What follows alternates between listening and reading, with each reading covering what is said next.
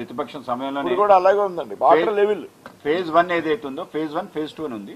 Phase 1 సంబంధించిన అన్ని రకాల పనులు పూర్తి చేసి వెళ్ళాలి. ఆ విధంగానే ఆ కమిట్మెంట్ కూడా ఉంది. దాంట్లో ఇంకొక ఆలోచన లేదు. తప్పనిసరిగా ఫేజ్ 2 సంబంధించి అన్ని పనులు కూడా పూర్తి చేసి 80 ఏళ్ళు వదిలేసిన ప్రతిపక్షాలు అడిగే హక్కు. నెక్స్ట్ మేము అంటే విశాఖపట్నం రైల్వే జోన్ సంబంధించిన కార్యక్రమం ఉంది. అలాగే మన అమరావతి ఏదైతే ఉందో అమరావతి జరుగుతున్న నిర్మాణాలు ఏవైతున్నాయో అవి కూడా ఒక డెలిగేషన్ మీ అంతా కూడా చూడటం జరుగుతుంది. ఆ విధంగా అమరావతి సంబంధించిన పనులు కూడా శరవేగంగా కొనసాగుతున్నాయి. దాంట్లో కేంద్ర ప్రభుత్వం నిధులు పెద్ద ఎత్తున ఇవ్వడం జరిగింది. అలాగే అనేక ప్రాజెక్ట్స్ సంబంధించిన అక్కడ కూడా సందర్శించారు. ముఖ్యంగా 4 ప్రాజెక్ట్స్ ఆంధ్రప్రదేశ్లో ప్రతిష్టాత్మకంగా మేము తీసుకోవడం జరిగింది. ఈ యొక్క ప్రాజెక్ట్ సంబంధించి అన్ని రకాల పనులు కూడా కేంద్ర రాష్ట్ర ప్రభుత్వాలతో నడుస్తూ కేంద్రం యొక్క పూర్తి సహకారంతో జరుగుతున్న ఈ ప్రాజెక్టులన్నీ ఆ విధంగా Visakhapatnam railway zone, south coastal railway zone, అలాగే పోలవరం, అలాగే మన అమరావతి, అలాగే రాయలసీమ సంబంధించిన ఏవైతే 11 దేశంలోని ఎకనామిక్ కారిడార్స్ 3 ఎకనామిక్ కారిడార్స్ వస్తున్నాయి. ఆ ప్రాంతం ఒక ట్రయాంగిల్గా ఏర్పడి ఎకనామిక్ ట్రయాంగిల్గా ఏర్పడి పవర్ హౌస్ ఆఫ్ సౌత్ ఇండియాగా మారబోతుంది. దాంట్లో జరిగిన ఏవైతే పనులున్నాయో అవి కూడా ప్రజలకి కల్పించి ముందుకు తీసుకెళ్తారు.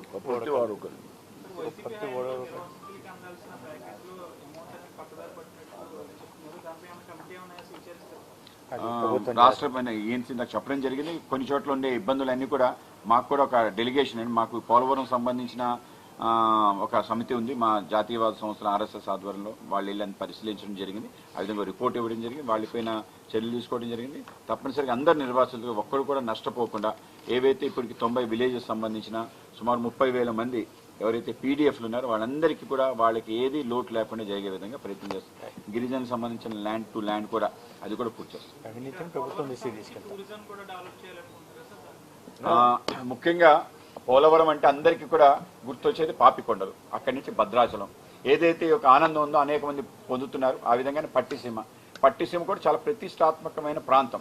దానికి ఆ విధంగానే దాన్ని ముందుకు తీసుకెళ్లాలి. పట్టిసీమను ఇంకా సర్వాంగ సుందరంగా తీర్చిదిద్దాల్సిన అవసరం ఉంది. అదేవిధంగా పాపికొండలు ఏవైతేనో కొంత లెవెల్ పెరిగినా కూడా అక్కడుండే శాంచురీ కానీ అక్కడి నుంచి భద్రాచలం వరకు ప్రయాణం కానీ దాన్ని ఆ విధంగా ఉంచాలని మొదటి నుంచి ప్రాజెక్టులు పెట్టాం. దాన్ని ఆ విధంగా కొనసాగించే విధంగా నావిగేషన్ ఛానల్ ఆ విధంగా అక్కడికి వెళ్లే విధంగా అలాగే దాని వెళ్తున్నాం. అలాగే ఇవాళ మేము లెఫ్ట్ కెనాల్ సంబంధించిన ఏదైతే ఆవచొట్టం జరిగిందో ఇందాక చెప్పడం జరిగింది.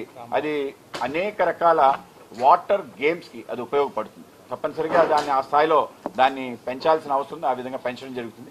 అలాగే అక్కడ ఉండే ఏదైతే శాంటిటీ ఉందో అక్కడ ఫ్లోరా ఫోనా ఉందో దాన్ని కూడా సంరక్షిస్తాం. ఎటువంటి సందేహం అది సంరక్షిస్తూ అలాగే గండి పోచమ్మ దేవాలయం దాన్ని కూడా ఆ విధంగా ముందుకు తీసుకెళ్తూ అలాగే అనేక రకాల కొండలు ఉన్నాయి. ఆ కొండల్లో కూడా అనేక ప్రాజెక్ట్స్ కట్టడానికి అవకాశం ఉందన్నారు. ఇక్కడి నుంచి ఒక 500 ఏకర్లు అంటే ఈ యొక్క ప్రాజెక్ట్ మధ్యలో అంటే స్పిల్వే ఎర్త్కమ్ రాక్ ఫిల్ డ్యామ్ మధ్యలో ఉండే కొండను కూడా టూరిజంకి ఇవ్వాలని చెప్పి ప్రభుత్వం ఆలోచన చేస్తుంది. కనుక అద్భుతమైన టూరిజం ప్రాజెక్ట్ రాజమండ్రి నుంచి భద్రాచలం మధ్యలో ఉండే ఈ యొక్క ప్రాంతం ప్రపంచ పర్యాటకుల్ని ఆకర్షించే విధంగా ఏవేంటే సొగసులు సొబగులు అందించాలో అవన్నీ కూడా అందించే ప్రయత్నం కేంద్ర రాష్ట్ర ప్రభుత్వాలు కలిసి చేస్తాం.